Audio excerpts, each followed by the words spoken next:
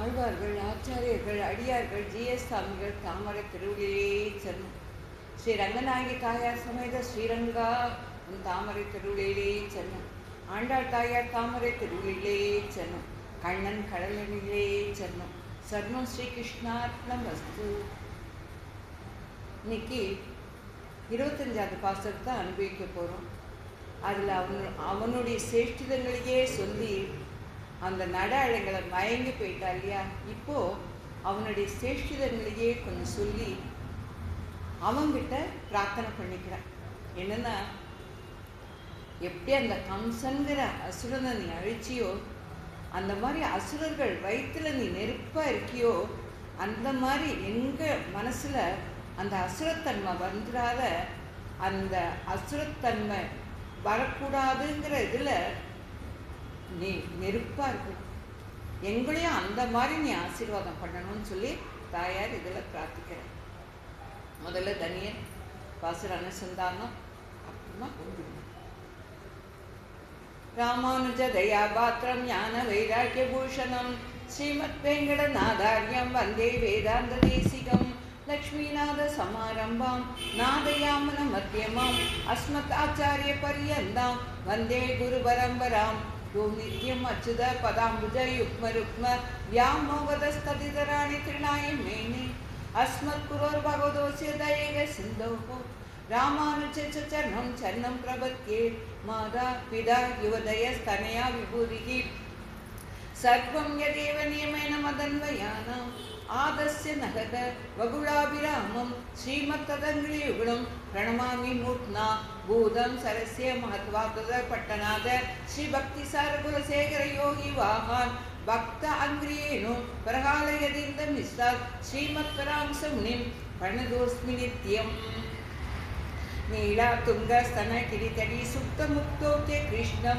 पारात्यं संस्कृति सदर शिरसिद्धं अध्यापयन्ति स्वशिक्षायां सृजनिगलिगं बलाकृत भुङ्गे गोदादस्य नम इदं भूव एवास्तु भूयः अन्नं वयल आண்டாள் அரங்கற்கு பன்னும் திருப்பாவை பல்பதியும் இன்னிசையாதால் பாடி கொடுத்தாள் நல்பாமாலை சூடி கொடுத்தாளை சொல்லு சூடி கொடுத்த சுடற்கொடியே தொல்பாடி வடல பல்வளையார் நாடினி வேங்கடற்கென்ற விதியின் இம்மாற்றம் நாம் கடவா வண்ணமே நல்கு.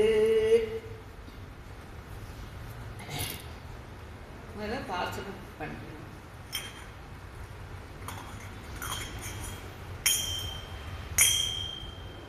ஒருத்தி மகனாய் பிறந்து ஒருத்தி மகனாய் பிறந்து ஓரிடத்தில் ஒருத்தி மகனாய் ஒழித்து வளர ஒருத்தி மகனாய் பிறந்து ஓரிடத்தில் ஒருத்தி மகனாய் ஒழித்து வளர தரிக்கில நான் ஆகி தாம் தீங்கு நினைந்த தரிக்கில நானாகி தாம் தீங்கு நினைந்த கருத்தை பிழைப்பித்து கருத்தை பிழைப்பித்து கஞ்சன் வயிற்றில் நெருப்பென நின்ற நெடுமாலே நெருப்பென நின்ற நெடுமாலே உண்மை அரிசித்து வந்தோம் கரை தருளியாகிய திருத்தக்க செல்வமும் சேவகமும் யாம் பாடி திருத்தக்க செல்வமும் சேவகமும் யாம் பாடி வருத்தமும் தீர்ந்து வருத்தமும் தீர்ந்து மகிழ்ந்து ஏ எம்பாவாய்.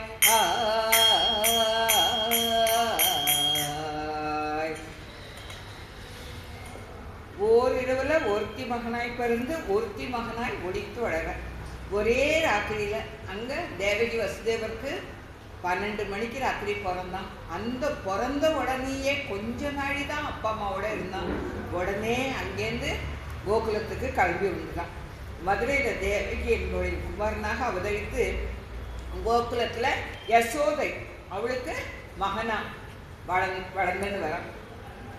அந்த அவன் அப்படி வளர்றத தரிக்கிற நானாகி தாங்க முடியல கம்சனுக்கு. ஏன்னா தேவகியினுடைய வயிற்றுல 8வது குழந்தை தான் தன்னை அழிக்க போகிறதுங்கிறது அசிரிதி.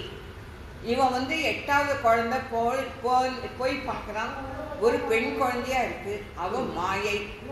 அவன் என்ன பண்ணுறான், உன்னை அழிக்க வேண்டியவன் ஒழிஞ்சு வளர்றான்டா, ஒரு நாள் உன்னை அழிப்பா, என்னெல்லாம் உன்னால் அழிக்க முடியாதுன்னு சொல்லி வானத்தில் மறைஞ்சு போயிடுறான். ஸோ அந்த நேரத்தில் எந்த குழந்தை எங்கே பிறந்திருக்குன்னு ஆளை விட்டு தேடுன்னு தேடுறான். அந்த வயசில் இருக்கிற குழந்தைகள் எல்லாரையும் அவன் பார்க்குறான். அப்போது கண்ணனுடைய சிரேஷ்டிதங்கள் அவனுக்கு தெரிய வருது. அந்த சின்ன இதுலேருந்தே அந்த 3 மாதத்துலேயே பூதனையை அனுப்புகிறான். 6 மாதம் 7 மாதத்துலேயே சகடாசுரனை அனுப்புகிறான். அதுலேருந்து தரிக்கிலன் ஆனாகி தாம் தீங்கு நினைந்த கெடுவார் கேடு நினைப்பார். எப்படியாவது அவனை அழிச்சுடணும்னு பார்த்தான். ஆனால் அவனே அழிஞ்சு போனான். அந்த மாதிரி கம்சனுடைய நினைவுகளை பிழையுறும்படி செய்து அவன் வயிற்றுல நெருப்பக என்னைக்கு கண்ணன் வருவானோ, என்னைக்கு நம்ம அழிஞ்சு போயிடுவோமோ அப்படிங்கிற ஒரு பயத்தோடையே அவன் காலத்தை ஒட்டினான்னு தவிர அவனால் நிம்மதியாக வாழ முடியாத அளவுக்கு போயிடுது.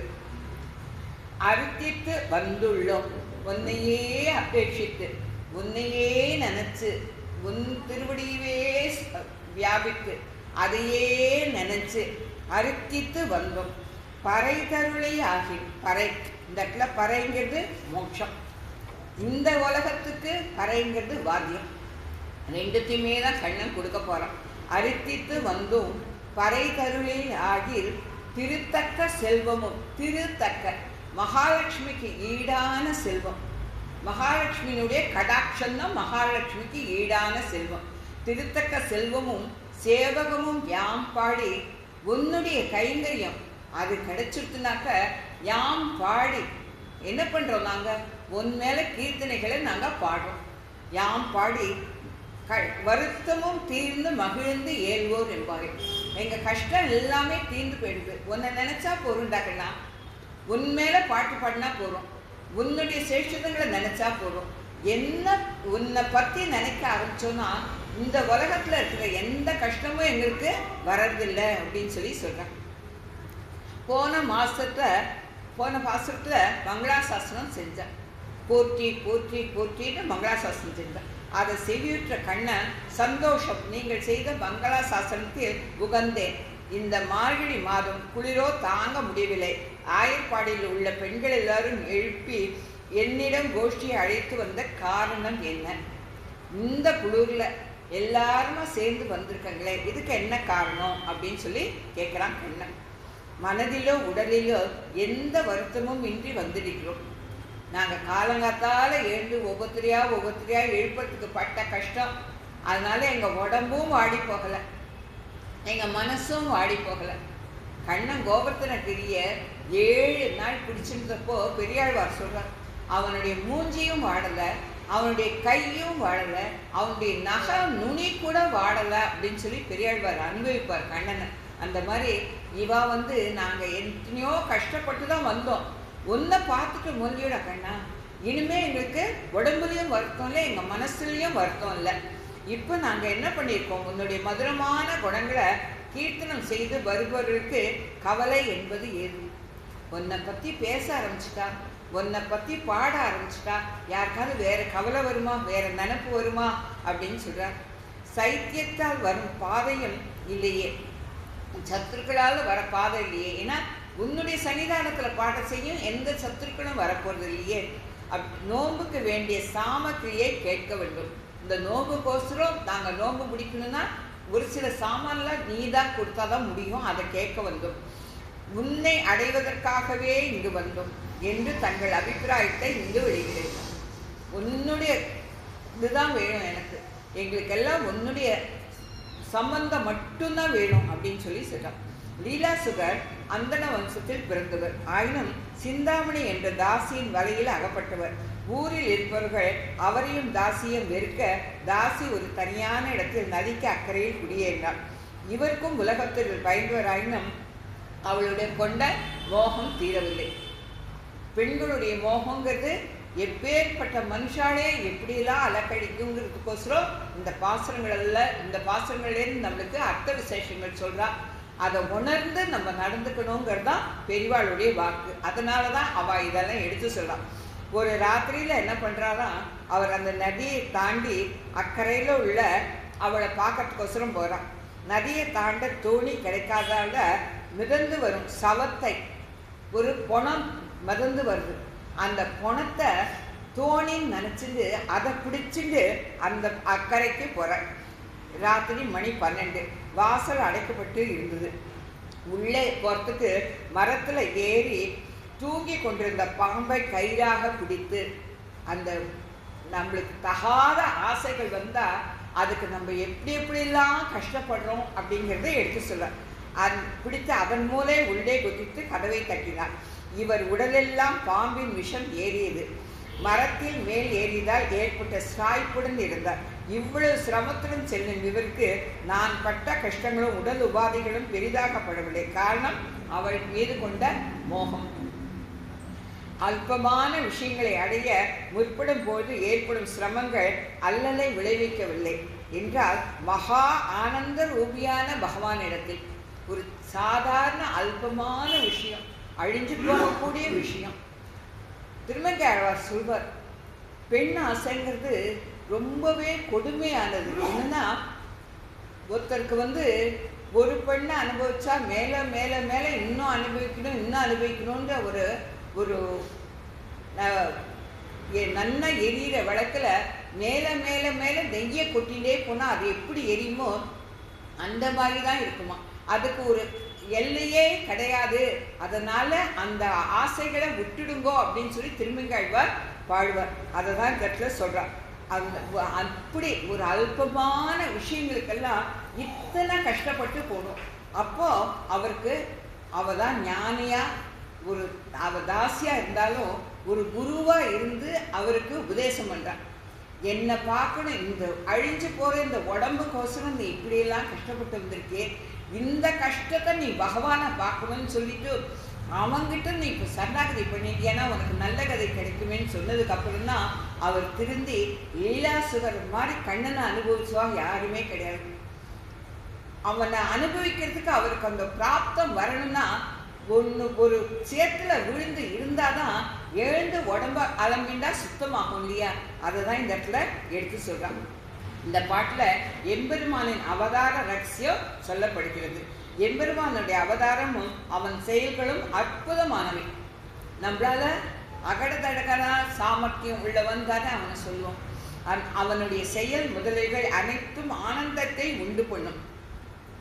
அவனுக்கும் உகப்பை தரும். இவாளெல்லாம் காப்பாத்தினேன் அப்படிங்கிறதுல அவனுக்கு சந்தோஷம், நம்மளை அவன் காப்பாத்திட்டான் அப்படிங்கிறதுல நம்மளுக்கு சந்தோஷம்.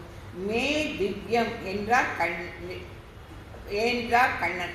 எனக்கும் ஆச்சரியம். நாடகத்தில் நடிப்பவன் தன் வேடத்தை பிறர் பார்த்து ரசித்ததோடு அல்லாமல் தனக்கே மிகுந்த இன்பத்தையும் ஆச்சரியத்தையும் கொடுக்க வல்லதாய் அமைகிறது. ஒரு நாடகத்தில் நடிக்கிறானாக்க அதில் ஒன்றி போயிட்டாக்க அவனுக்கே அந்த ஆச்சரியத்தை கொடுக்கும் அப்படிங்கிறத சொல்கிறான். அஜாயமானோ பகுதோ விஜாயத்தே அப்படிங்கிறது வேதம். அவனுடைய அவதாரம் சத்தியமானது, குற்றமற்றது, ஸ்வ இச்சையால் வந்தது. அவன் அவதரிக்கணும்னு நினைச்சான், அதனால அவன் அவதாரம் பண்ணான். பல அவதாரங்களில் கிருஷ்ணாவதாரத்தில் ஆண்டாள் மிகவும் மோகம் கொண்டவள். கிருஷ்ணனை அடைவதற்காக தானே அவள் எவ்வளவோ கஷ்டப்பட்டு அந்த கன்னிகையின் வேடம் பூண்டு நோன்பு நோற்றாள். நம்மாழ்வாரும் பிறந்தவாறும் வளர்ந்தவாறும் என்று முக்தரானார். நீ பிறந்த எப்படி பிறந்த, நீ எப்படிலாம் வளர்ந்த, அதனுடைய சேஷ்டிதங்கள் அத்தனையும் சொல்லி சொல்லி இது எல்லாத்தையும் நான் நினைக்கிறேனே, எனக்கு என்ன குறை அப்படின்னு சொல்லி நம்மாழ்வார் கேட்பார். கோபால விம்சதி செய்த இவர் இத் யதன்ய மனசா என்று தனக்கு அடைமொழி இட்டுக்கொண்டார். கண்ணனை பாடும் சமயத்தில் மற்ற தெய்வத்தினிடம் நாட்டமே செல்லவில்லை, இவனிடத்திலேயே லயித்து விடுது என்றார். மற்ற சோஸ்திரங்களில் இம்மாதிரி கூறவில்லை. இதுதான் வேதாந்த தேசிகர் இந்த கோபால விம்சதி பண்ணப்போ அப்படி இருக்கின்றார். ஒருத்தி மகனாய் பிறந்து தேவகி என்னும் பெண்மணிக்கு எந்த இரவில் கிருஷ்ணன் அவதரித்தானோ அதே இரவில் யசோதை என்ற பெண்மணிக்கு மகன் தசரதஸ்துதி புத்திர காமேஷ்டியை யாகம் செய்து 4 பிள்ளைகளை பெற்றார். வசுதேவன், தேவகி, நந்தன், யசோதை இந்த 4 தவம் செய்து ரத்தனம் போன்ற ஒரு பிள்ளையை பெற்றனர். ஒரு தனிகன் பலருக்கு 10 ரூபாய் வீதம் பூத தட்சிணை கொடுத்தான். கொடுத்தவனுக்கு செலவு அதிகம், பெற்றவருக்கு கிடைத்தது வெறும் 10 ரூபாய் தான். பலரும் சேர்ந்து 10 ரூபாய் வீதம் ஒருவனுக்கே கொடுத்தவர்களுக்கு அதிகம் சிரமம் இல்லை, பெற்றவருக்கு நிறைய சேர்ந்தது. இதை இங்கு நினைக்கிறோம். ஒரு இருக்கார், தானம் பண்றார். தானம் பண்றவர் கட்டுக்கட்டா பணம் வச்சுட்டு எல்லாருக்கும் பிரிச்சு கொடுக்குற செய்யும். வாங்கிக்கிறவாளுக்கு அது கொஞ்சம், ஆனால் கொடுக்குறவனுக்கு அது பெரிய தொகை. அதே 4 பேர் சேர்ந்து அந்த பகிர்ந்துட்டு எல்லாருக்கும் கொடுக்குறானாக்க அப்போ கிடைக்கிறவாளுக்கும் நிறைய கிடைக்கும்ன்றதை சொல்கிறான். ஒரு பெண்ணிடத்தில் 5 புருஷர்கள் மோகம் கொண்டிருந்தால் அந்த பெண்ணுக்கு சுகம் அதிகம். 5 கணவனாக அடைந்த திரௌபதியின் வாழ்க்கை சிறந்து இருந்தது. சில அவதாரங்கள்ல தாய் தந்தை எம்பெருமானுக்கு இல்லை. ஒரு சில அவதாரங்கள்ல தான் அவன் அப்பா அம்மாவை தேர்ந்தெடுத்து அவளுக்கு குழந்தையா பிறக்கலாம். ஒரு சில அவதாரங்கள்ல அவன் தாயோ தந்தையோ, நரசிம்ம அவதாரம் தூணு தான் அவனுக்கு அம்மா, பிரம்மா தான் அப்பாங்கிறத கூட ஒரு சில பிரிவாளை எடுத்து சொல்லலாம். ஒரு சில அவதாரங்களில் தாய் தந்தை இல்லை. சில அவதாரங்களில் ஒரு தாய் ஒரு தந்தை. கிருஷ்ணாவதாரத்தில் தாய் இருவர், தந்தை இருவர். மாதரசோ பிதரோ குலே அபித்வே என்று ஆழ்வான் உரைத்தார். இந்த இடத்துல மட்டும்தான் அவனுக்கு 2 தாய் 2 தந்தை. சித்தம் பிரியாமல் தேவகி தன் வயிற்றில் தோன்றினான். சித்தம் பிரியாதவ தேவகி. பகவான் தான் தான் வயிற்றுல பிறக்கணுங்கிறதுல ரொம்பவே தீர்மானமாக இருந்தான். அப்படி இருந்த அந்த தேவகியினுடைய வயிற்றுல பகவான் பிறந்தான். தசரதனுக்கு 3 மனைவிகள் ஆயினும் ராமன் கைகை சூத்திரிடம் பிறக்காமல் கௌசலையுடன் பிறந்தான். இதனால் கௌசலைக்கு ஏற்றம் ஏற்படும். வசுதேவருக்கு 7 மனைவிகள், அனைவரும் சகோதரிகள். ஆனால் கிருஷ்ணன் தேவகியிடம் பிறந்தான். ஆகவே இவர்களுக்குள் ஏற்றத்தை சொல்ல ஒருத்தி என்றார். தேவகியை ஏன் ஒருத்தின்னு சொன்னாக்க அந்த 7 பேர்ல இவ ஒத்தி தான் அந்த பாக்கியத்தை பெற்றார். மகனா எல்லோருக்கும் தந்தையான எம்பெருமான் இவனுக்கு வசுதேவருக்கு மகனானான்.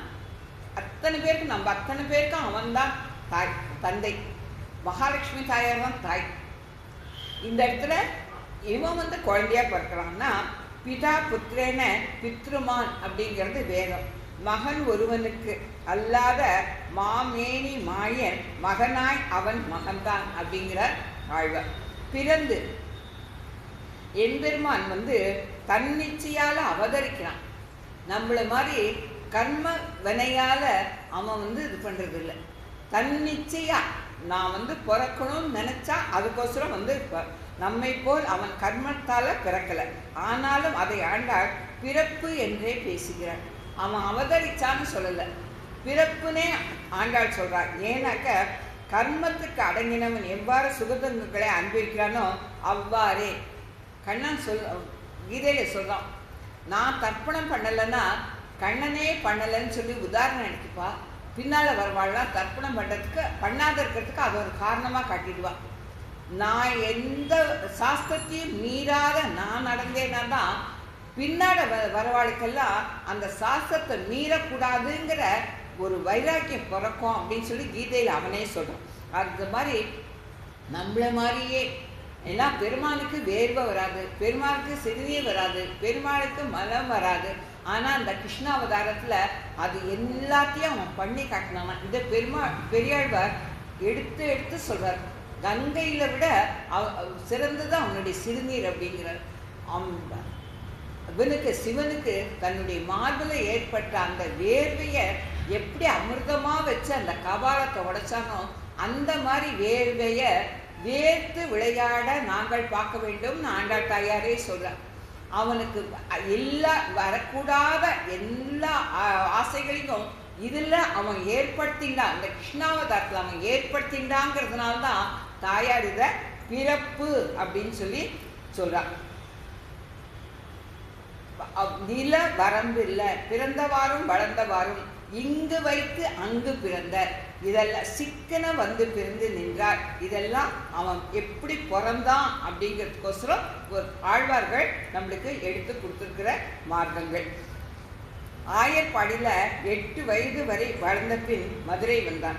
கிசோர பாவத்தை தேவகியிடம் காட்டினான் கண்ணன். தேவகியை பார்த்து, நான் உங்களுக்கு புதல்வனாக 3 முறை பிறந்துள்ளேன். நீ பிரசன்னி என்ற பெயருடன் இருந்தாய்.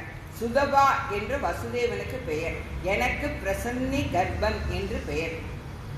3 இதில் எப்படி பிறந்தாங்கிறத சொல்கிறான். பிறகு அதித்தி கஸ்ய தம்பதிகளுக்கு உங்களுக்கு நான் உபேந்திரனாக பிறந்தேன். இப்பொழுது உங்களுக்கு கண்ணனாக பிறந்துள்ளேன். உங்களுக்கு கொடுத்த வரம் இப்போது சபலம் ஆகிவிட்டது, முடிஞ்சு போயிடுது. ஏன்னா அந்த பிரசன்னிங்கிறவோ 3 தரம் நீ தான் எனக்கு பிறக்கணும், நீ தான் எனக்கு பிறக்கணும்னு 3 தரம் கேட்டாலாம். அதனால் பிரசன்னிங்கிறவுக்கு சுதபா அப்படிங்கிற வசுதேவனுக்கு அன்னைக்கு ஒரு குழந்தையா பிறந்தான். அதித்தி கசியப்ப தேவர்களுக்கு ஒரு தரம் குழந்தையா பிறந்தான். இப்போ கண்ணனா பிறந்திருக்கான். இங்கு ஒருத்தி மகனாய் பிறந்து ஒருத்தி மகனாய் ஒழித்து வளர என்கிற இடத்தில் மகனாய் என்கிற சொல் பிறந்த என்பதாலேயே தெரிகிறபடியால் ஒருத்தி மகனாய் பிறந்து என்று இருக்க வேண்டியது இல்லை. ஒழித்து வளர என்கிற இடத்தில் ஒருத்தி மகனாய் என்பது அவசியம் வேண்டும். அங்கே பிறந்துட்டு இங்கே எப்படி ஒழிஞ்சு வளராங்கிறத இந்த இடத்துல எடுத்து சொல்கிறான்.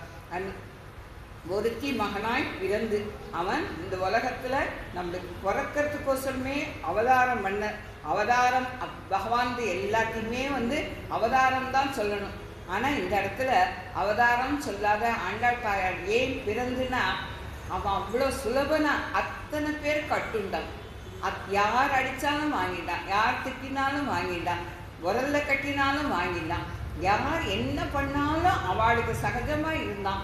ஆனால் அவள் அத்தனை பேருடைய வெண்ணையும் சாப்பிட்டு அவள் அத்தனை பேருக்கும் மோட்சத்தையும் கொடுத்தாங்கிறத இந்த இடத்துல சொல்லலாம். ஒருத்தி மகனாய் தேவையும் ஒருத்தி என்றே கூறினார். என்ன நோன்பு நோற்றாட்களோ இவளை பெற்ற வயிறு உடையவள் பெரியாழ்வார் சொல்றார். ஞானத்து புத்தினை பெற்றார் நங்கை மேல் நானே இல்லை மற்றும் யாரும் இல்லைன்னு யசோதை தானே சொல்லிக்கிறார் என்றெல்லாம் தேவகியின் ஏற்றம். அதுபோல் யசோதைக்கும் ஏற்றம் உண்டு. அஷ்ட விஷுக்களில் துரோணர் என்பவர் ஒருவர் தன் மனைவியான தாரையுடன் 4 பிரம்மாவுடைய கட்டளையை சரிவர நடத்தி வந்தார். இதை கண்டு சந்தோஷம் அடைந்த பிரம்மா என்ன வரம் வேணும் அப்படின்னு சொல்லி கேட்குறார். அப்போ நாங்கள் பூமியில் பிறந்தால் விஸ்வேஸ்வரனான எம்பெருமான இடத்தில் எங்களுக்கு அதிகமான பக்தி வளர வேண்டும், அதனால் துர்கதி அடையாமல் இருக்க வேண்டும் என்றார் அந்த துரோணனும் தாரையும். அவாதான் நந்தனும் யசோதையும். அன்னைக்கு பிரம்மா கொடுத்த வரத்தினால தான் இவன் அந்த கண்ணனை அவள் 2 பேரும் அனுபவிச்சிருக்கிற அனுபவம் பிரம்மா கொடுத்த அந்த வரத்தினால கிடைச்சது அப்படின்னு சொல்லி சொல்கிறான். த்ரோணா வசுனா அப்படிங்கிற ஸ்லோகத்தில் இதெல்லாம் எடுத்து சொல்கிறான். ஒழித்து வளர வசுதேவர் யசோதைக்கு பிறந்த மாயையான பெண் குழந்தையை கம்சனிடம் இதுதான் பிறந்த குழந்தை என்று கொடுக்க, அவனும் அதை முன் குழந்தைகளைப் போலவே பாறையில் மோதி தான் எல்லா குழந்தையும் கொண்டானான். அந்த மாதிரி மோத கை ஓங்கினான். அப்போது அந்த மாய குழந்தை தன் கால்களால் அவனை உதைத்து கீழே விழும்படி தள்ளி சொல்ல ஆரம்பித்தது. என்னை கொல்வதால உனக்கு என்ன பயன்? என்னை கொல்லவும் முடியாது உன்னால, என்னை கொல்வதால உனக்கு ஒரு பயனும் இல்லை. உன்னை கொல்ல ஒருவன் ஒழித்து வளர்கிறான் அப்படின்னு அந்த மாயை சொன்னதுனால தான் அன்னிலேருந்து அவன் தேடு கண்ணனை தேட ஆரம்பிச்சான் அப்படின்னு சொல்லி சொல்றான். சுவாதீனம் இல்லாத பையன் எதிரில் நிற்கும் தாயை கொன்று விடுவான். அவன் தன்னையே மாய்த்து கொள்வான். அதற்காக தாய் அவன் கண்ணுக்கு புலப்படாமல் தன்னையும் காக்க அவனையும் காக்க வேண்டிய கடமையால் மறைந்து நின்று ரட்சிக்கிறான். எம்பெருமானும் நம்மை ரட்சிக்க பல வகைகளில் மறைந்து இருக்கிறான். ஒளித்து வளர நம்மளை ரட்சிக்கிறதுக்கோசரம் அவன் தன்னை மறைச்சுக்கிறான். மறைச்சிட்டு அவன் என்ன பண்ணுறான்? கம்பத்தில் எம்பெருமான் ஒளித்து இருந்தான். நரசிம்மமூர்த்தி அந்த ஸ்தம்பத்தில் மறைஞ்சு இருந்தான். முசுகுந்தனுக்கு அருள் புரிய ஒளிந்து இருந்தான். கண்ணன் துவாரகைக்கு போகணும்னு போகிறான். முசுகுந்தன் ஒரு ராஜா. அவன் இந்திரனுக்கு சமமாக போர் புரிஞ்சு இந்திரனை ஜெயிக்க வச்சுட்டு படுத்துட்டு தூங்கிட்டு இருக்கான். அப்போது உனக்கு என்ன வர வேணும்னு சொல்லி கேட்டப்போ, நான் கண்ணு முழிச்சு பார்த்தா என் எதிரில் யார் இருக்காளோ அவள் சாம்பல் ஆயிடுவா, அதனால் என் எதிர்க்க நல்லவா யாரும் வரக்கூடாதுன்னு சொல்லி அவன் கேட்குறான். சரின்னு சொல்லி வரம் கொடுத்துட்றார் இந்திரனும் பிரம்மாவும். அப்போது முசுகுந்தன் ஒரு குகையில் படுத்துட்டு தூங்கிட்டு இருக்கான். கண்ணன் போகிறான். கண்ணன் போய் வேணும்னே அவன் காலை இடறி விட்டுட்டு போய் கண்ணை ஒழிஞ்சுக்கிறான். ஒழிஞ்சிட்டா கண்ணனை தேடிட்டு வர ஒரு அரக்கன். அவன் கண்ணனை கொல்லணுங்கிறதுக்கோசரம் வரான். வரச்சையும் நேராக அவன் வரச்சையும் அவன் காலம் அவன் முசுகுந்தன் மேலே இடறது. அப்போ கண்ணை முழிச்சு பார்க்குறான். கண்ணை முழிச்சு பார்த்தா அந்த அசுரன் எரிஞ்சு போயிடுறான். அதை தான் முசுகுந்தனுக்கோசரம் அருள் புரிய. அப்போ முசுகுந்தனுக்கு அதுக்கப்புறம் கண்ணன் நேரம் அருள் புரிஞ்சு அவனை வைகுண்டத்துக்கு அனுப்பினான்னு சரித்திரம். வாலி வதத்தில் ராமன் சோலையில் ஒளிந்து இருந்தான். ஒளிஞ்சு இருந்துதான் வாலியை வதம் பண்ணான். வாமன சரீரத்தில் திருவிக்கிரமாய் ஒளிந்து இருந்தான். திருவோட குள்ளம் மாணியாகி அப்படின்னு சொல்லி தான் ஆழ்வார்கள்லாம் பாடுவான். அந்த மாணியாகி இவ்வளவுதான் குள்ளம்ன்றதுக்கோ இவ்வளவுதான் அழகுன்றதுக்கோ சொல்ல முடியாத அளவுக்கு போய் அந்த அழகுல மயங்கிதான் மகாபலி தானம் கொடுக்குறான். அவன் அந்த உள்ளுக்குள்ள என்ன இருக்கு? அந்த திரும்பிக்கிற அவதாரம் ஒளிஞ்சு இருக்கு. ராமனுடைய சரீரத்தில் நிருசிம்மனாய் ஒளிந்து இருந்தான். அதுபோல் கண்ணனும் கம்சனை அழிக்க யசோதையிடம் ஒளிந்து இருந்தான். ஏன் ஒளிந்து இருந்தாங்கிறதுக்கு இத்தனை விவரங்கள் நம்மளுக்கு எடுத்து சொல்றான். ஜித பாகியக என்ற பட்டருடைய ஸ்ரீசுக்தியை இங்கு அனுசந்திக்கலாம். என்னன்னா, ஆழ்வார்களுடைய அவதாரம் அவைதிகளையும் வைதிகளாக சேவிக்கும். அவைதிகள்னா பெருமாளை நம்பாதவா, நாஸ்திகர்கள். அவளை கூட அந்த ஆழ்வார்கள் அவதாரம் பார்த்தங்கன்னாக்க அவள் பாடியிருக்கிறத அந்த பாசங்களை ஒரு நாளைக்கு ஒரு பாசத்தை அனுபவிச்சா கூட பக்தியே இல்லாதவாளுக்கு கூட அந்த பக்தி ரசம் வந்துடும். ஆழ்வார் அவதத்தை இங்கே நிரூபித்து காட்டுகிறார். அவைதியமான ஜைன பௌத்த விக்கிரகங்களையும் வைதிகர்களாக செய்துவிட்டார். திருவரங்கத்தில் எழுந்தருளியிருந்த இந்த ஆழ்வார் மங்களாசாசனம் செய்ய எம்பெருமானம் திருமுக மலர்ச்சியோடு தமக்கு விமானமான மண்டபம், கோபுரம், பிரகாரம் முதலை கைங்கரிகளை செய்ய வேண்டும் என்று சொல்ல அதற்கு ஆழ்வார் சம்மதித்தார். திருமங்கை ஆழ்வார்கிட்ட இப்படியெல்லாம் பகவான் சொல்கிறான், இதெல்லாம் நீ பண்ணி கொடுங்க. அவரும் இது பண்ணுறார். இந்த கைங்கரிக்கு பொருள் சம்பாதிக்க வேண்டுமே என்று யோசித்து தன் மந்திரிகளோடு கலந்து நாகப்பட்டினத்துக்கு போகிறார். அங்கே பொன்மயமான புத்த விக்கிரகம் இருக்கிறத பார்த்து அதையும் திருமங்கை ஆழ்வார்னாலே நல்ல காரியத்துக்கோசரம் ஒரு பொய் சொன்னாலோ நல்ல காரியத்துக்கோசரம் ஒரு திருடினாலோ தப்பு இல்லைங்கிறத நம்மளுக்கு நடத்தி காட்டினவர் திருமங்கை ஆழ்வார். அந்த புத்த விக்கிரகத்தை திருடின் அவளை புத்தனா போய் அவளோட பழகி அந்த விக்கிரத்தை மாற்றிட்டு அதே மாதிரி அவளுக்கு எல்லாருக்கும் பின்னால் போய் அந்த விக்கிரத்தை கொண்டு விற்று ஆண்டவன் ரங்கநாதனுடைய கட்டளை நிறைவேற்றிட்டு திருப்பி அந்த பௌத்த மதத்துக்கு போய் அவள் எல்லார்கிட்டையும் இதுதான் சத்தியன்றத நம்மளுடைய மதத்தை ஸ்தாபித்தார் அப்படிங்கிறத திருமங்கை ஆழ்வாருடைய சரித்திரத்தில் வரும். தரிக்கில நானாகி பிறருடைய செழிப்பை பார்த்து எவன் பொறாமை கொள்கிறானோ. ஒருத்தர் நன்னா இருந்துட்டாக்க ஒரு சிலருக்கு வயிறு எரியும்னு சொல்லுவா இல்லையா? அதுதான் அவனவன் செய்த வினையை முன்னிட்டு அவனவனுக்கு நன்மை தீமை உண்டாகிறது. நம்ம நல்லது பண்ணோம்னா அந்த வெனை விதைச்சா வெனையாக இருக்கணும், தனையை விதைச்சா தனையாக இருக்கணும்னு சொல்லி நம்மளுக்கு பழமொழி இருக்கு. பூர்ணமாக கீதையை உபதேசித்த பிறகு அர்ஜுனை பார்த்து கண்ணன், இந்த கீதையை என்னிடம் பக்தி அற்றவனுக்கு உபதேசிக்க வேண்டாம், உடலை ஒடுக்குகிறவனுக்கு தவிர மற்றவனுக்கு சொல்லாதே, பணிவிடை செய்பவனுக்கு அல்லது மற்றவனுக்கு சொல்லாதே என்றெல்லாம் சொல்லி என்னிடம் பொறாமை உள்ளவனுக்கு ஒரு காலம் சொல்லவே சொல்லாதே அப்படின்னு சொல்லி அந்த கீதையினுடைய அர்த்தத்தில் கடைசியில் கண்ணன் இது எல்லாத்தையும் எடுத்து சொல்லுவான். தான் தீங்கு நினைந்த மங்களாசாசனம் செய்ய வேண்டிய அந்த விஷயத்தில் தீங்கு நினைந்தான் கம்சன். சாதகர் இடத்தில் நாம் ஒரு குற்றம் செய்தால் அதனால் ஏற்படும் விளைவு செய்பவதற்கு தான் உண்டாகும். நம்ம நல்லவாளுக்கு ஒரு கெடுதல் பண்ணோம்னாக்க அது அப்படியே நம்ம மேலே தான் வந்து விழும், அவளுக்கு அந்த கெடுதல் போகாதுன்னு சொல்லி பெரியவாழம் சொல்ல. பிறருக்கு தீங்கை தனது உடலால் செய்யக்கூடாது என்பது மாத்திரம் அல்ல, மனதாலும் நினைக்கக்கூடாது. பகைவன் இடத்தில் கூட நாம் துவேஷத்தை பாராட்டாமல் அவனுக்கு நன்மையே செய்ய வேண்டும். இதுதான் பெரியவாள்லாம் சொல்லியிருக்கா. இதே தான் கிறிஸ்துவத்தில் ஒரு கண்ணத்தை அரைஞ்சா மறு கண்ணத்தை திருப்பி காட்டுன்னு அவளும் சொல்கிறான். எல்லாத்துலேயுமே அப்படி தான். அந்த ஒருத்தர் நம்மளுக்கு தீங்கு நினச்சிட்டா வைஷ்ணவ் சத்துவத்துடைய தாற்பயத்தை ஏற்கனவே அடைய விண்ணப்பிச்சிருக்கேன்.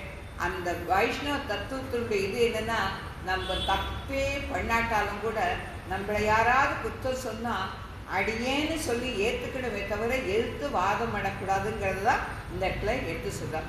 முன்னை இட்டத்தி முப்புறத்திலே, பின்னை இட்டத்தி தென்னிலங்கிலே, அன்னை இட்டத்தி அடிவயிற்றிலே, நானும் இட்டத்தி மூழ்கவே அப்படின்னு சொல்லி பாடுறான். அந்த பட்டினத்தாரோடைய பாடல் இது. அவ தங்க பட்டினத்தாருக்கே விஷம் வச்சு அப்பம் கொடுக்குறப்போ அந்த அந்த அப்பத்தை ஓட்டு மேலே தூக்கி போட்டு அதை அப்படியே எரிஞ்சு அந்த வீடே சரிஞ்சு போச்சுக்கிறதுக்கு தான் சொல்கிறார். முன்னை இட்டத்தி முப்புறத்திலே, எப்பவோ சிவபெருமான் இட்டது 3 புறத்தையும் அழிச்சான். தென்னிலங்கிலே ராமன் தென்னிலங்கைக்கு அழிச்சான். அன்னை இட்டத்தி அடிவயிற்றிலே, அன்னையால் நம்ம பிறந்தது அந்த தீ நம்ம வயிற்றுல இருக்குது. இப்போ இந்த நீ கொடுத்துருக்குற இந்த விஷத்தை அப்பத்தால் ஒன்றுனா உன் வீடியே அழிக்க முடியாது பண்ணிடுறேன்னு சொல்லி பட்டினத்தார் பாடலில் எடுத்து சொல்லுவான். அது மாதிரி நம்மளுக்கு யாராவது தீங்கு பண்ணணும்னு நினச்சாக்க அவளுக்கு தான் அது போய் சேருங்கிறத இந்த இடத்துல சொல்கிறான். எம்பெருமானுக்கு பக்ஷியம் பக்ஷணம் பாயசம் முதல்களை நிவேதனம் பண்ணுவதற்கு சக்தி உள்ளவர்களுக்கே முடியும். அசக்தர்களுக்கு முடியாவிட்டாலும் அவனை நினைப்பதில் சிரமம் இல்லையே. நம்மளால அது பண்ணணும் இது பண்ணணும்னு ஆசைப்படலாமே, அவனுக்கு இது கொடுக்கணும்னு ஆசைப்படலாமே. அந்த மனசில் அந்த ஆசைப்படுறதுக்கு நம்ம எந்த பிரயத்தனும் பண்ண வேண்டாமேன்னு சொல்லி சொல்கிறான். நினைத்த மாத்திரையிலேயே அவன் மங்களத்தை அளிப்பவன். எம்பெருமானுடைய நினைவு அன்புடன் கலந்தால் நமது பாவம் அனைத்தையும் அழிக்கும். அவன் வாத்சல்யத்தோடு அவன் நம்மளை பார்த்துட்டான்னா நம்மளுக்கு எந்த கஷ்டமுமே இல்லை அப்படின்னு சொல்லி சொல்கிறான். ஆஸ்திகனும் ஒரு சமம் துன்பம் வரும்போது நினைத்த காரியங்கள் நிறைவாத போதும் தெய்வத்தை நிந்திக்கிறான். நம்ம உலக வழக்கம்தான் இது. பயங்கர பக்திமானாக இருப்பான். அவனுக்கு மேலே மேலே மேலே கஷ்டம் வந்தால் தெய்வம்னு ஒன்று இருக்கானா, அதுக்கு கண் இருக்கானா, சாதாரண வழக்கில் நம்ம சொல்லக்கூடியது தான் அது. பாழாய் போன தெய்வம் என்னை கெடுத்து விட்டதுன்னு சொல்லி தெய்வத்தை நம்ம நிந்திக்கிறோம். ஆனால் இப்படி எல்லாம் செய்கிறதுல அப்படியும் அருள் புரிவார். ஏன்னா அவன் பக்தன். புதல்வன் தந்தையே கோபத்தால் தூஷிக்கிறான். அப்பொழுது பிதா நினைக்கிறான், நம்மை தந்தை என்று எண்ணித்தானே புதல்வன் வேற யார்கிட்டையாவது போய் கோச்சிக்க முடியுமானா, வேற யார்கிட்டையாவது போய் திட்ட முடியுமானா, நான் அப்பா அதனால் அவன் கோச்சிக்கிறான், அதுக்கோசரம் எனக்கு அவன் பிள்ளை இல்லாத போயிடுவானா. எல்லா அப்பாவும் அப்படிகள் தான் நினைப்பான்றதை சொல்கிறான். யக்ஞைகி ஈஜி மகே அப்படிங்கிறார் லீலாசுகர். இங்கு ஆண்டாள் உன்னை என்று கண்ணனையே நேரடியாக கூப்பிட்டு அவனிடத்தில் தன் விருப்பத்தை விளக்குகிறார். நிகழ்ந்த அவதாரங்கள் கடை அவதாரம் இது. எல்லா 10 அவதாரத்தில் முக்கியமான அவதாரங்கள் 10. அவனுடைய சேஷிதங்கள் அவதார ஆவேச அவதாரங்கள் நிறைய இருக்கு. கடைசி அவதாரம் இது. கிருஷ்ணா கிருஷ்ணா கிருஷ்ணா என்று தன் அந்திம காலத்தில் ஒருவன் சொன்னால் அதில் ஒரு கிருஷ்ண நாமதேயமே மோட்சத்தை தர வல்லதாகிறது. அந்த அந்திம காலத்தில் அவனை நினச்சிதான் அப்படியே ஏற்கனவே முன்னப்பிச்சேன். அந்திம காலத்தில் நம்ம என்ன நினைக்கிறோமோ அதுவாக தான் நம்மளுக்கு அடுத்த ஜென்மம் கிடைக்கும். அதே சமயத்தில் அவனை நினச்சோம்னாக்கா நம்மளுக்கு அவனுடைய பரமபதம் தான் கிடைக்கும். மற்ற 2 ஒரு கிருஷ்ண நாமதையுமே மோட்சத்தை தரவல்லதாக இருக்குது. மற்ற 2 கிருஷ்ண நாமங்கள் வெட்கப்பட்டு இவனுக்கு கொடுப்பதற்கு ஒன்றுமில்லையே என்று வருவான். கிருஷ்ணான்னு ஒரு தரம் கூப்பிட்டுட்டாலே மோட்சம். ஆனால் கிருஷ்ணா கிருஷ்ணா கிருஷ்ணான்னு 3 தரம் கூப்பிட்டுட்டோம்னா அந்த கிருஷ்ண நாமம் இவனுக்கு வேற ஒன்றும் கொடுக்கறதுக்கு இல்லையே, கடைசி பட்சம் மோட்சத்தையும் கொடுத்துட்டோம், இனிமே நம்ம என்னத்தை கொடுக்கறது அப்படின்னு சொல்லி அதுவே ரொம்ப வெட்கப்படுமா அந்த நாமங்கள். அந்த மாதிரி அந்த நாம விசேஷங்கள், அந்த நாமத்தை எவ்வளோக்கெவ்வளோ நம்ம சொல்லிகிட்டே இருக்குமோ அவ்வளோக்கவ்வளோ நம்மளுக்கு அது பலனை கொடுக்கும். முதல்ல நம்ம ஆரம்பிக்கிறது அந்த நாம ஜபத்தில் தான் ஆரம்பிக்கணும். எடுத்த உடனே நம்மளால பெரிய பூஜை புனஸ்காரங்கள்லாம் பண்ண முடியாது. அதுக்கு இந்த உலகம் இடம் கொடுக்காது. நம்மளை தனிமைப்படுத்துக்கிறதுக்கெல்லாம் சட்டுன்னு முடியவே முடியாது. தியானம் பண்ணுறதுக்கெல்லாம் முடியவே முடியாது. ஏன்னா இந்த உலக சம்பந்தம் நம்மளுக்கு அந்த மாதிரி. ஆனால் எப்போதான் நாழி கிடைக்கிறதோ இந்த மனசு நினைச்சுக்கலாமே. அந்த மனசுல ராமா கிருஷ்ணா கோவிந்தான்னு சொல்றதுல எந்த கஷ்டமும் இல்லை. எந்த வேலை பண்ணாலும் ராமா கிருஷ்ணா கோவிந்தான்னு சொல்லிட்டே பண்றதுக்கு பழகினோம்னாக்க அது நம்மள நல்ல வழியில கொண்டு போய் விட்டுடும்னு சொல்லி சொல்றான். பறை தருதி ஆகி உன்னிடம் பறையை அற்றித்து வந்தோம். பறை என்பதை முன்னும் பின்னும் சேர்த்து பொருள் கொள்ளலாம். இதற்கு காகாட்சி நியாயம் அப்படின்னு சொல்லி வேறு. இந்த பறையை முன்னாடி பின்னாடி சேர்த்து பொருள் சொல்றதுக்கு இலக்கணத்துல காகாகி நியாயம் அப்படின்னு சொல்லுவாள். தேகம் நீழ்த்த வில்வ நியாயம் இங்கு கொள்ள வேண்டும். உன்னை அடைவதற்குத்தான் நாங்கள் வந்தோம். நோன்புக்கு வேண்டியவற்றை கேட்க நாங்கள் வரவில்லை. நீயாக கொடுத்தால் திருத்தக்க செல்வமும் சேவகமும் யாம் பாடுகின்றோம். நீயா கொடுக்கணும். முன்னாடியே சொல்லிட்டாவா, நாங்கள் வந்திருக்கோம், எங்களுக்கு என்னென்ன வேணுங்கிறத நீயா ஆராய்ந்த அருள் ஏலோ ரெம்பாவாய் முன்னாடியே அவ சொல்லிட்டா இல்லையா? அதை தான் சொல்கிறான். பிராட்டிக்கு அனுகுணமான வரம் எம்பெருமான் என்னும் நிதி. கடலை கடைந்த போது ஆவிர் பக்த அமுதம் போன்ற பிராட்டி அனைவரும் கண்டிருக்கும் போதே எம்பெருமானுடைய திருமார்பில் ஏறி அமர்ந்தான். தனக்கு தகுதியானவன் அவன் ஒருத்தந்தான் அப்படின்னு சொல்லி எண்ணினான். அசோக வனத்துல சீதையை கண்ட அனுமான் ராமனையும் சீதையும் எல்லா வகையிலும் பொருத்தமுள்ளவர்களாக கூறி துல்லிய சீவையோ விருத்தாம் அப்படின்னு சொல்லி அந்த மாதிரி சொல்றார். ஆள வந்தார் ககக ஸ்ரீ ஸ்ரீயக என்றார். ஆழ்வாரும் திருவுக்கும் திருவாகிய செல்வா அப்படின்னு சொல்லி சொல்றார். கோல மலர் பாவைக்கு அன்பாகிய என் அன்பேயோ அப்படின்னு சொல்லி நம்மாழ்வார் பாடுறார். எந்த பிராட்டினுடைய கடாட்சம் மனிதர்களுக்கு ஐஸ்வர்யத்தை தருகிறதோ அந்த திரு எம்பெருமானை அடைந்து ஸ்ரீ என்ற பெருவை பெறுகிறார். எஸ்யாகா கடாட்சணம், அவளுடைய கடாட்சம் நம்மளுக்கு கிடைக்கணும் அப்படின்னா அதுக்கு தான் அவள் மார்பில் ஏறி உட்காந்துடுறான். மார்பில் ஏறி உட்காந்துட்டாள்னாக்க நம்மளுக்கு முதல்ல அவளுடைய கடாட்சம் கிடைச்சிடும். அதுக்கப்புறம் அவனுடைய கடாட்சம் கிடைக்கா போகாது. எம்பெருமானுக்கு செல்வம் பிரபாவம் ஸ்ரீ பூதையான பிராட்டியாக சீதையால் அல்லவா உண்டாகிறது. இதை மாரிசன் சொல்கிறான். மகரிஷியின் பெண்ணான சீதை இவனை அடைந்தபடியால் தான் ராமன் அப்பிரமேயமான ஒளியானான். ராமன் இயற்கையாகவே ஒளியுடன் இருப்பவன். இந்த ஒளியே வடிவான சீதையுடன் சேர்ந்ததால் அணுக முடியாத தேசத்தோட இருக்கிறான். அவனை நீ கொல்லணும்னு நினைக்காதன்னு சொல்லி ராவணனுக்கு மாரிசன் இதெல்லாம் சொல்றான். அவன் அது எல்லாத்தையும் கேட்டுக்காததான் திருப்பி ரொம்ப கம்பல் பண்ணதுனால தான் அவன் தங்கமானா மாறி போறான்னு சொல்றது சொல்லும். செல்வம் பாகவத ஆச்சாரிய ஆராதனைக்கு அனுகுணமான சம்பத்தான் செல்வம். நிறைய தனத்தை திரட்டி இருக்கலாம், எவ்வளவோ பணம் நம்ம கிட்ட இருக்கலாம். ஆனால் அது பகவான் பாகவத ஆச்சாரிய விஷயத்தில் உபயோகப்படாமல் இருந்தால் அது தக்க செல்வம் ஆகாது. நம்ம கிட்ட இருக்கிற வேடகுடி சுவாமிகள் சொல்வார், அவர் அதுபடி நான் நடந்து காட்டுறேன், அதனால நான் உபதேசம் பண்ணுறேன்னு தான் எல்லா உபதேசத்தையுமே சொல்லுவோம். நம்ம சம்பாதிக்கிறதுல 1/6 ஒரு பங்கு அதை கோவில்களுக்கோ ஆச்சாரியர்களுக்கோ பாகவதாளுக்கோ அன்னதானத்துக்கோ கண்டிப்பாக மாதம் கொடுக்கணும்னு சொல்லி சொல்லுவோம். அவர் அதுபடி நடந்து காட்டுறார். அதனால் அவர் உபதேசம் பண்ணுறதை நம்மளும் கொஞ்சம் கடைப்பிடிக்கிறதுக்கு முயற்சி பண்ணணும். சேவகம் உனது செல்வம் வீரியம் இவைகளை பாடினால் அனாவிருஷ்டி தானாகவே விளைவிடும். உன்னுடைய செல்வம் அளக்க முடியாத செல்வம், வீரியம், உன்னுடைய சக்தி அதெல்லாம் ரொம்ப இது பண்ணும். நம்மளுடைய ஆசை தீரத்துக்கு விடாய் தீரத்துக்கு கங்காஸ்தானம் பண்ணினால் பாவம் தானாக போகும். கங்கையில் போய் ஒரு தடவை ஸ்நானம் பண்ணிட்டோம்னா போகிறோம், அந்த ஆசை தீர்ந்துருக்குன்னா போகிறோம். நம்மளுடைய பாவம் எல்லாத்தையும் கங்காதேவி அழிச்சுடுறான்றது.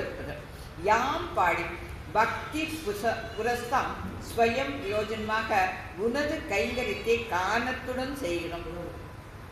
அப்படியே முன்னாடியே அதான் விண்ணப்பிச்சேன். நம்ம பாடுறதுங்கிறது எவ்வளோ நாராசமாக இருந்தாலும் பரவாயில்ல, அது அவனுக்கு இனிமையாக எடுத்துக்கொண்டதுனால கானத்தோடு பாடணும். அதில் எம்பெருமானுக்கு அதிக பிரீதி உண்டாகும்னு சொல்கிறான். குசேலர் கொடுத்த அவளில் எம்பெருமானுக்கு அளவற்ற பிரீதி. நாம் எந்த வேலை செய்தாலும் அதில் பக்தியையும் சுயநலத்தையும் காட்டாமல் இருக்க வேண்டும். அவ்வாறு செய்யப்பட்ட வேலைக்குத்தான் மதிப்பு ஏற்படும். திருப்பி திருப்பி அடியேன் அதுதான் பிரார்த்திக்கிறேன். கண்ணனால இது கொடுக்கப்பட்டது. கண்ணை இன்னைக்கு இது பண்ண சொல்லி என்னை நியமிச்சிருக்கான். எல்லாத்தையும் கிருஷ்ணார்ப்பணம் வச்சு அவன் சொன்னான் பண்ணுறேன், அவன் சொன்னா பேசுகிறேன், அவன் சொன்னா நடக்கிறேன். இதையே நம்ம சொல்லி சொல்லி சொல்லி ஒவ்வொரு காரியத்தையும் பண்ணினோம்னாக்க அந்த மந்திர புரஸ்கார ஆவாகனம் செய்தால் அவனையே நினச்சி அத்தனை சர்வம் கிருஷ்ணார்ப்பணம் வஸ்துன்னு சொல்ல சொல்ல சொல்ல அதுக்கு பெரிய மதிப்பு உண்டாகும். பிறர் நமக்கு கடிதம் எழுதுகின்றனர். தாய் எழுதுகிற கடிதத்திற்கே சிறப்பு உண்டு. அந்த மாதிரி அவன் நம்மளுக்கு தாய் தந்தை எல்லாமே அவன்தான். அவனுடைய கடிதத்துக்கு அவன் நம்மளுக்கு மனசில் வந்து தட்டுறானே, எழுந்துட்டா கண்ணா, எழுந்துட்டா கண்ணா, என்னை புரிஞ்சுக்கோடா கண்ணா, வந்துடுறா எனக்குன்னு சொல்லி கூப்பிடுறானே, அதுக்கு தான் மதிப்பு ஜாஸ்தி. வருத்தமும் தீர்ந்து மகிழ்ந்து துக்கம் அகல வேண்டும், சுகமும் வேண்டும். துக்க நிவர்த்தி மாத்திரம் போகாது, நோய் உள்ளவன் அதை அகற்ற மருந்து உண்டான், வியாதியும் நீங்கியது. ஆனாலும் நடமாட முடியாமல் சலிப்பான். நோய் தீர்ந்து போச்சுன்னா எழுந்து உடனே ஓட முடியாது. அந்த அலுப்பு உடம்புல இருக்கும், ஏன்னா அந்த அசதி இருக்கும். நோய் அத்தனை படுத்திருப்பாங்க. அதுக்கு ஆரோக்கியம் வேணும். கடன் நீங்கியதால் பயனில்லை, மூலதனமும் வேண்டும். இல்லாவிடில் மேன்மேலும் கடன் வாங்கியபடியே இருக்க நேரிடும் அல்லவா? அதனால அந்த மேல மேல கடன் வாங்காத வைத்த மாநிதியாம் திருக்கோளூர்ல வைத்த மாநிதியா மரக்கால தலையில வச்சுன்னு படுத்துட்டு இருக்கானே, அந்த கண்ணனை அனுதினமும் அனுசந்திக்கணும் அப்படின்னு சொல்லி சொல்றார். நாம் எம்பெருமானத்தில் அடைக்கலம் புகுந்தால் துக்கம் அழிந்து விடுகிறது. துக்க துவம்சமே மோட்சம் என்பர் சிலர். இந்த மதத்தை கண்டிக்க வேண்டும் என்று ஆண்டாள் மகிழ்ந்து அதையும் சொன்னார். நம் ராமானுஜர் மதத்தில் சகல விதமாகவும் பந்தம் புண்ணியம் பாவங்கள் அனைத்தையும் துறந்து எம்பெருமானை அடைந்து சர்வாத் காமாத் சக பிராமணகா என்ற வகையில் சகலவித ஆனந்தத்தையும் அனுபவிப்பதே மோட்சம். இதுக்கு உள்பொருளை கொஞ்சம் பார்க்கலாம். சம்சாரம் என்பது ஓர் இரவு. இது மிக விலட்சணம். நாம் உறங்காமல் இருக்க செய்வதே உறங்கும்படி செய்து விடுகிறது. இவ்வாறான அதிசயம் பெற்றது இது. இதில் வாழும் மக்களுக்கு 2 தாய் மனிதர்கள் எவரிடமின்று உண்டாகிறாளோ அவளை தாய் என்பது வழக்கம். தன் பிறப்புக்கு காரணம் தாய். ஸ்ரீமேவ ஜனயதக மாதா பிதரோ அப்படிங்கிறபடி உடலை உண்டு பண்ணத்தான் இவர்கள் காரணம். ஆனாலோ ஆத்மாவை அதை பற்றின அறிவை உண்டு பண்ணுவதற்கு ஏற்றவளான தாய் வேறானவள். நம்மளை பெத்த தாயால அதை எடுத்து சொல்ல முடியாது. இந்த ஆத்மா வேற, இந்த உடம்பு வேற, இதெல்லாம் பெத்த தாயால சொல்ல முடியாது. அவளே மந்திரம். அந்த மந்திரங்களை கற்க கற்க, அதுவும் காயத்ரியை ஜபிக்க ஜபிக்க ஜபிக்க நம்மளுக்கு அந்த சக்தி வரும். இந்த ஆத்மா வேற, இது ரொம்ப வசதியானது, இந்த உடம்பு ரொம்ப அழிஞ்சு போகக்கூடியது, இது ரொம்ப சீழ்த்து போகக்கூடியது. இந்த ஜீவன் வெளியில போயிட்டுனாக்க அந்த உடம்பு எத்தனை நாளைக்கு எத்தனை மணி நேரம் அதை அழிஞ்சு போகாத இருக்கும். கொஞ்ச நாளிலேயே அதுங்க வாசனை வர ஆரம்பிச்சிடும். எப்போ எடுக்க போறா வாடியேந்தான் அப்போ கேட்பாடு தவிர, அது வரைக்கும் எவ்வளோ பெரியவாளாக இருந்தாலும் பாடியை எப்போ எடுக்க போறா அப்படிதான் கேட்பான். அந்த அளவுக்கு மட்டமானது இந்த உடம்பு. அந்த ஆத்மா இருக்கிறதுனால இந்த உடம்புக்கு ஒரு மதிப்பு இருக்கு. இவளை ஒருத்தி என்றால் ஆண்டாள். இந்த மந்திரம் மூலமாக மற்றொன்றுக்கு பிறப்பு உண்டாகிறது. இதுதான் பெரியவாழா சொல்வான். உபநயனம் எதுக்கு பண்றோம் அப்படின்னு சொன்னாக்க, அந்த காயத்ரி மந்திரத்தை ஒரு தந்தை மூலியமாக ஒரு குழந்தைக்கு இது பண்ண செய்யும். முதல் முடிவுன்னு சொல்லி தேசிகர் சொல்வார். அந்த பிரம்மச்சாரிங்கிற அந்த ஸ்டேட்டஸ் கிடைக்கிறது, அதுலேருந்து தான் அவனால் அந்த மந்திரத்தை சொல்ல முடியுங்கிற ஒரு நிலைமை கிடைக்கிறது. இரண்டாவது மூல மந்திரம். மூல மந்திரம் மூலமாக ஆத்மாவுக்கு உரித்தான சேஷத்துவம், அடிமை. ஆச்சாரியன்கிட்ட போய் அந்த துவயம் மூல மந்திரம் இதெல்லாம் எவ்வளோக்கு எவ்வளோ நம்ம சீக்கிரமாக அவர்கிட்டேருந்து வாங்கிக்கிறோமோ, அவருக்கு அனுகிரகை சொல்லி நம்ம கேட்டுக்கிறோமோ, அவ்வளோக்கு அவ்வளோ நம்மளுக்கு எல்லாமே வசத்தியாக நடக்கும்னு சொல்லி சொல்லலாம்.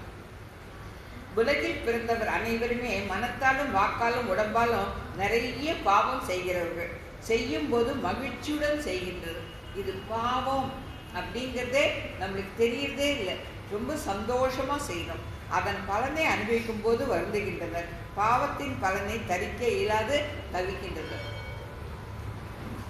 அந்த நம்மளுக்கு தெரிய மாட்டேங்கிறது. இதெல்லாம் பாவம் அப்படிங்கிறது நம்மளுக்கு தெரிய மாட்டேங்கிறது. நம்ம பண்ணிட்டு அதனுடைய பலன் நம்ம கண்டிப்பாக அனுபவிச்சு தான் ஆகணும். என்ன பாவம் பண்ணினோன்னு அப்போ நம்ம வருத்தப்படும். ஆனால் இந்த பாவம் பண்ணினால்தான் நம்மளுக்குன்றத அந்த பெரியவா கிட்ட சாஸ்திரங்களை கேட்டு அதை தெரிஞ்சுக்கணும்னா இதெல்லாம் நம்ம மீறி இருக்கோம், அதனால தான் நம்மளுக்கு இத்தனை கஷ்டங்கிறத இந்த இடத்துல சொல்கிறாங்க. ஒரு இரு தாயின் மூலமாக பிறந்த பரமை காந்தியும் பலவிதமான பாவங்களை செய்துள்ளபடியால் அதன் பலனை சகிக்க முடியாதவன் ஆகிறான்.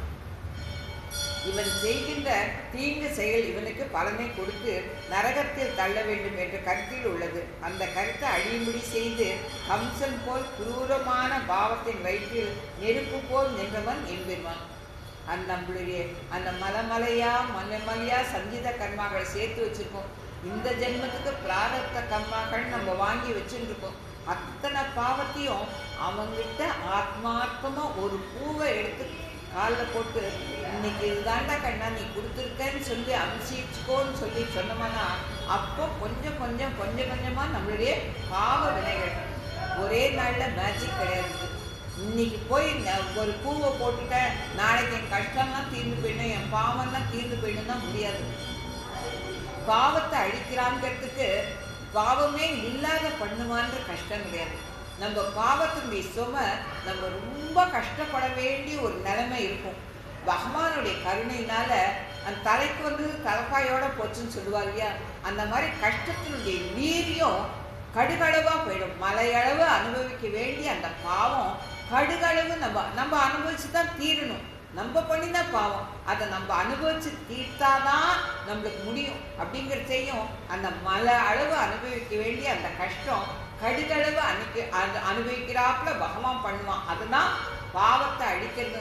பாவமே இல்லாத அவன் பண்ண மாட்டான். ஏன்னா நம்மளுடைய கர்மாவை நம்ம அனுபவிச்சு தான் தீரணுங்கிறத சொல்றான். நட்சத் திக அக்னவ் பகவத்வத் அப்படிங்கிறது பாகவதம். கிருஷ்ணனுடைய பகைவர்கள் அவனாகிய நெருப்பில் விழுந்து எவ்வாறு மடிகின்றனோ, அந்த கிருஷ்ணனுடைய பகைவர்கள் எத்தனை பேரை கம்சன் அனுப்பினான், அத்தனை பேரை எப்படி அவனுடைய தீயில விழுந்து மடிஞ்சதோ அந்த மாதிரி நம்ம மனசுல இருக்கிற அந்த அசுர குணம் நம்மளுக்கு நிறைய இருக்கு. அதை வந்து நம்மளுக்கு தெரிய மாட்டேங்குது. அதை தான் ஆழ்வார்கள் சொல்றாங்க, ஞான விளக்க ஏற்றுங்கோ, மனசுல கொஞ்சமாவது ஞானத்தை வரவழைச்சுக்கோங்கோ.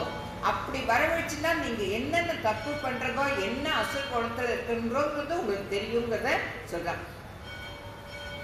இவ்வாறு நாங்கள் ஆக கடவோம் அப்படின்னு சொன்னா அந்த இஷ்ட பிராப்தி, அவித்தை, கர்மம், வாசனை, ருசி, பிரகதி, சம்பந்தம் கழிதல் தான் நம்மளுக்கு அனிஷ்ட நிவர்த்தி. அந்த மாதிரி நாங்களும் ஆகணும் அப்படின்னு சொல்றாங்க.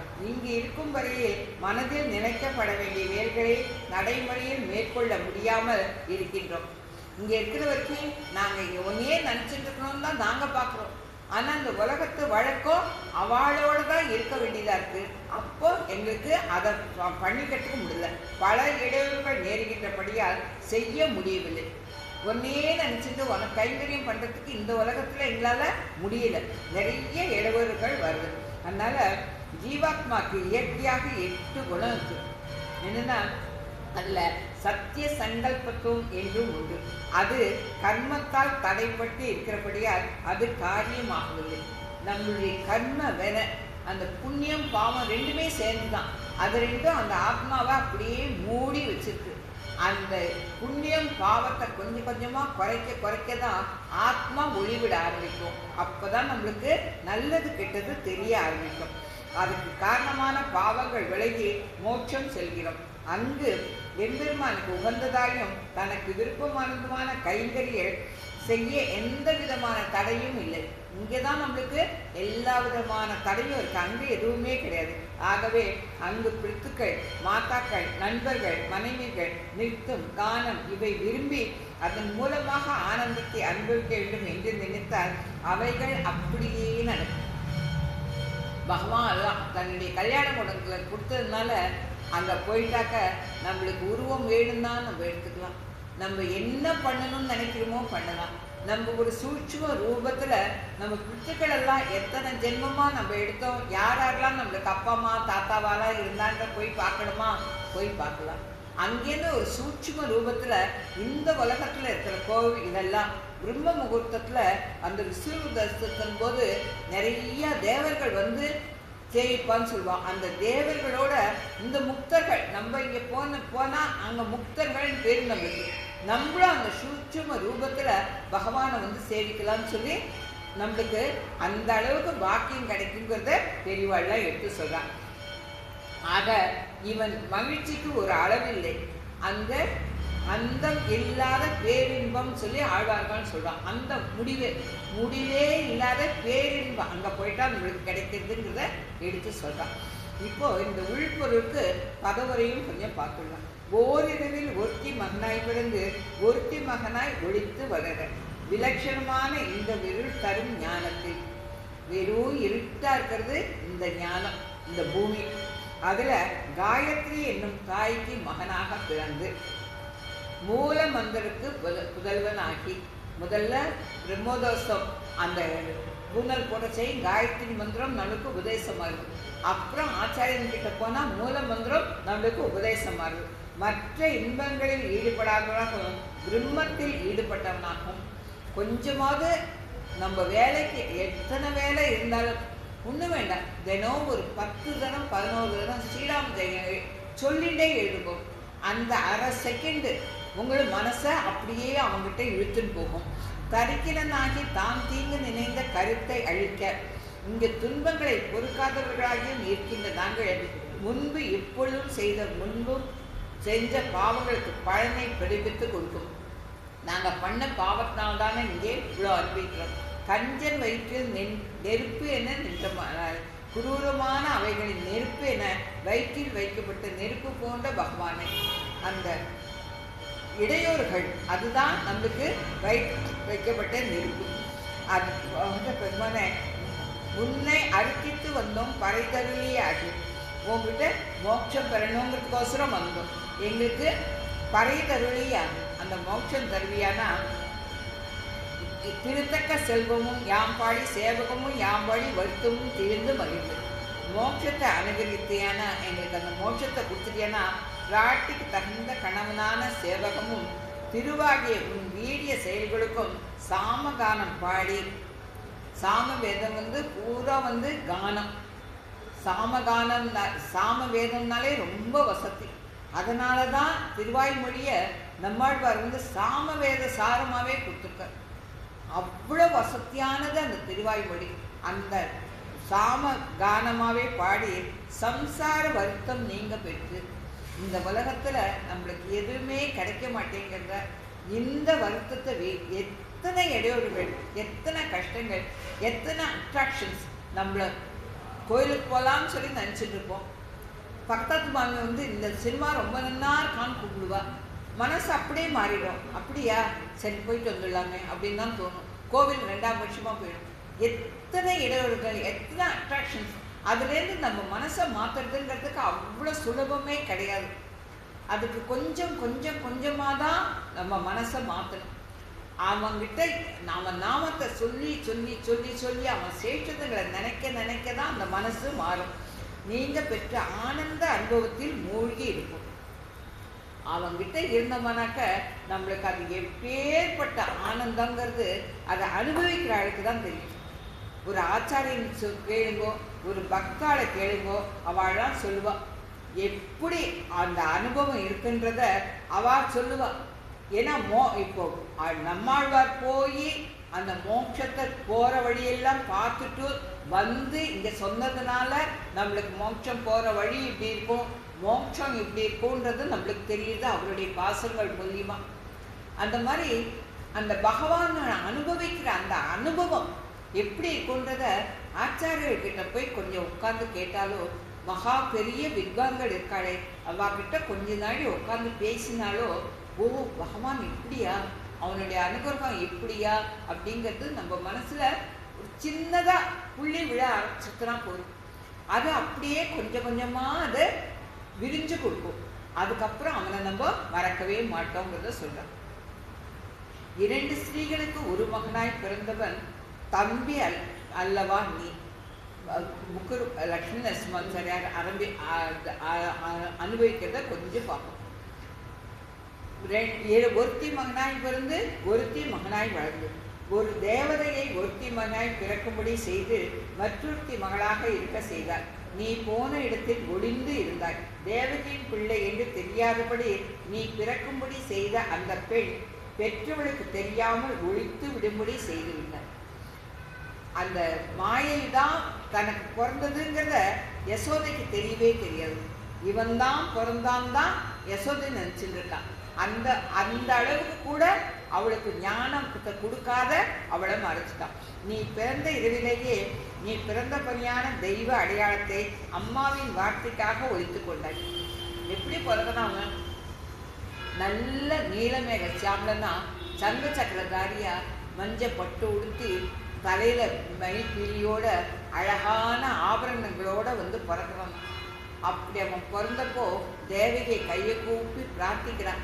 அப்பா, இந்த மாதிரி இருந்தியானா கம்சம் ஒரு நிமிஷத்துல இப்பவே வந்து உன்னோட சண்டை போட ஆரம்பிச்சிருவான். நீ இப்படி இருக்கக்கூடாது, அவனை அழிக்கணும்னா கொஞ்சம் கால அவகாசம் வேணும், நீ கோகுலத்துக்கு போகணும்னு சொல்ற அப்படின்னா நீ ஒரு சாதாரண குழந்தைய மாறிக்கப்பான்னு சொல்லி பிரார்த்தனை பண்றாங்க. அம்மா சொன்ன அடுத்த செகண்டு அவன் சாதாரண ஒரு கருநீல குழந்தையா மாறினாங்கிறத இந்த இடத்துல சொல்றான். கிருஷ்ணா க்ஷமிக்க வேண்டும், இந்த விஷயங்கள் உனக்கும் தெரியும் என்றார்கள். என்ன சொல்றா? ஏன் நான் தான் வந்துட்டேன், சிம்மாசனத்தில் உட்காந்துக்கிட்டேன், உங்களுக்கு இன்னும் உங்கள் மங்களா சாஸ்திரத்துக்கு எல்லாத்துக்கும் நான் சந்தோஷமாக தலையாட்டிட்டேன், உங்களுக்கு இன்னும் என்ன வேணும் அப்படின்னு சொன்னால் தரிக்கில நான் ஆக்கி தேவகியினுடைய 8வது பிள்ளை தன்னை கொள்வான் என்பதை தெய்வ வாக்கு மூலம் அறிந்த தேவகியின் 8வது கர்ப்பகாலத்தில் அவளுக்கும் அவன் பர்த்தாக்கும் கைவிலங்கு கால்விலங்கு போட்டு ஒரு உள்ள ஜெயிலுக்குள்ள வச்சிருந்தியே, பெண் பிறந்ததை கண்டு இந்த பெண்ணாலும் தனக்கு ஒன்றுமே ஆகாதுன்னு சொல்லி அவன் இது பண்ண. அப்போது அவ சொன்னதுனால ஒழித்து வளரான்னு சொன்னதுனால நெருப்பென நின்றான். எங்கே இருக்கான், எப்போ வருவான், எப்போ நம்மளை அழிக்கிறதுக்கு வந்துடுவானா, நம்ம அழிஞ்சிடுவோமா, அவனால் அழிஞ்சிடுமான்னு சொல்லிட்டு அதே கவலையிலேயே வாழ்ந்தானே தவிர அவனால் நிம்மதியாக வாழ முடியலையே. நாங்கள் எல்லோரும் சேர்ந்து உன்னை யாசிக்கின்றோம், அதற்காக இங்கு வந்தோம் என்றீர்கள். என்ன வேண்டுமானால் கேளுங்கள் என்றால் அது வேண்டாம் இது வேண்டாம் என்று சொல்றீர்கள். அபிப்பிராயம் என்ன என்று அறிய முடியவில்லை, சீக்கிரமாக கேளுங்கள்னு கண்ணன் சொன்னான். அப்போ எல்லாரும் கை கூப்பிட்டு கிருஷ்ணா கேட்கலாமா அப்படின்னு கேட்கலாம். பயப்படாதீர்கள், என்ன வேண்டுமானாலும் கேளுங்கள் சொல்லி கண்ணன் சொல்றான். அப்போ உன்னை அரித்திட்டு வந்தோம் என்றார்கள். உன்னிடத்துல யாசிப்பதற்கு பிசகு, உங்ககிட்ட எதையும் கேட்கக்கூடாது, நீ சொல்லி கொடுத்துருக்க தர்மம் தான் அது, நீயாகவே கொடுக்க வேண்டும். இனம் நெஞ்சுக்காரர்கள் ஆனபடியால் நாங்கள் அர்த்தித்து வந்தோம். இந்த ஆயர்குளத்துல உன்னோட நாங்கள் வாழறபடியால உன்னுடைய சம்பந்தம் எங்களுக்கு கிடைச்சதுனால எங்களுக்கு ஒன்றை தவிர வேற எதையும் கேட்க தோணலடா கண்ணா. அதனால உன்னைத்தான் நாங்கள் பலனாக அர்ச்சிக்கிறோம், அதாவது உன்னையே எங்களுக்கு தர வேண்டும் அப்படின்னு சொல்லி பிரார்த்திக்கிறார்கள். எல்லோரும் கூடிய அசைக்கின்றா நீ என்ன தெரிந்து கொள்ள விரும்புகிறாய் என்று நாங்கள் ஒன்று கூடியபடியாக யோசித்து பார்த்தோம். என்னதான் உங்களுக்கு வேணும்னு கேட்டப்போ அவள் சொல்றா, எவ்வளவு யோசித்தாலும் புரிந்து கொள்ள முடியவில்லை, நீ தெரிந்து கொள்ள வேண்டிய விஷயத்தை நீயே சொல்லு, உன் மனசுல என்ன இருக்குன்றத நீயே சொல்லு அப்படின்னு சொன்னப்போ நீங்கள் எவ்வளவு பேர் இங்கே வந்திருக்கிறீர்களோ மேலும் எவ்வளவு பேர் வரவேண்டியவர்கள் இருக்கிறார்கள் என்பதை முதலில் நீங்கள் சொல்லுங்கள் அப்படின்னு சொல்லி கண்ணன் சொல்லுவோம். எத்தனை பக்தர்கள் தனக்கு சேர்ந்துட்டா அவ எல்லாரையும் எப்படி நம்ம மோட்சத்துக்கு இது பண்ண போறாங்கிறத சொல்றோம். திருத்தக்க அந்த லக்ஷ்மிக்கே நான் தான் அந்த திருத்தக்க செல்வமும் அந்த சேவகமும் யாம்பாடின்னு கேட்டிருக்கோங்கோ. அந்த செல்வங்கிறது இந்த இடத்துல பார்த்தாக்க பகவானுடைய கடாட்சம்தான் நம்மளுக்கெல்லாம் செல்வம். செல்வங்கிறது சாதாரண பணம் காசோ வேற மக்கள் செல்வமோ வேற எந்த செல்வமும் செல்வத்துல சேராது. திருத்தக்க லக்ஷ்மிக்கே தகுந்த செல்வமாக இருக்கின்றது. எங்களுக்கு தனியாக உன் பக்தையான ஒவ்வொரு பெண்ணுக்கும் ஒவ்வொரு கிருஷ்ணனாக உன்னை தர வேண்டும்.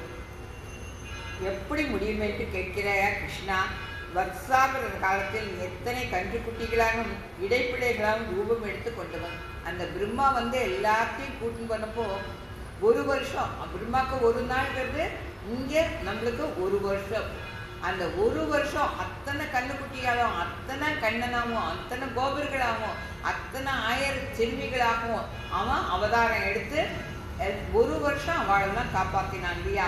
அதை மனசில் வைத்து கொண்டுதான் தனித்தனியாக உன்னை எங்களுக்கு தர வேண்டும். இவ்வளவு பெண்களுக்கும் ஒரே மாதிரி ரூபத்தோடு உன்னை எங்களுக்கு தர வேண்டும். அத்தனை பேருக்கும் நீ கண்ணனா எங்களுக்கு வரணும். எங்களை விட்டு நீங்காத செல்வமாக உன்னை தர வேண்டும்.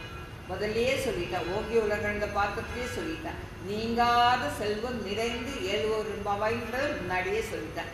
இப்பவும் அதை தான் பிரார்த்திக்கிறான். நாங்கள் வருத்தம் தீர்ந்து மகிழ்ந்து உன்னை பாட வேண்டும். எங்களுக்கு வேற டிஸ்டர்பன்ஸ்லாம் இருந்தால் உன்னை நினைக்க முடியல, மனசு அதில் போயிடுது. எங்கள் வருத்தம் இருந்ததுனாக்கா அந்த வருத்தத்தை எப்படி சால்வ் பண்ணுறதுன்னு தான் மனசு போடுறது தவிர உன்னை பாடுறதுக்கு எங்களுக்கு தோண மாட்டேங்கிறது கண்ணா. அதனால எங்களுடைய வருத்தம் தீர்ந்து உன்னை அனுப்பிக்கணும். சமான போகத்தை அடைய வேண்டும்.